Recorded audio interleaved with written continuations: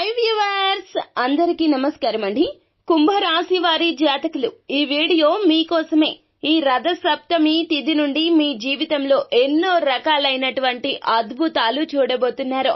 సాక్షాత్తు సూర్య భగవానుని యొక్క అనుగ్రహంతో మీకు ఇటువంటి ఇబ్బందులు అన్నీ కూడా తొలగిపోతాయి. అదృష్ట గడియలు రాబోతున్నాయి.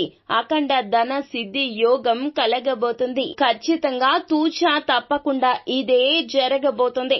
ఈ ఫిబ్రవరి 16 రథ సప్తమి మీ జీవితంలో గుర్తుంచుకునే రోజుగా మారిపోతుంది. ఈ రోజు నుంచి కూడాను లక్ష్మీ కటాక్షం సిద్ధించబోతుంది.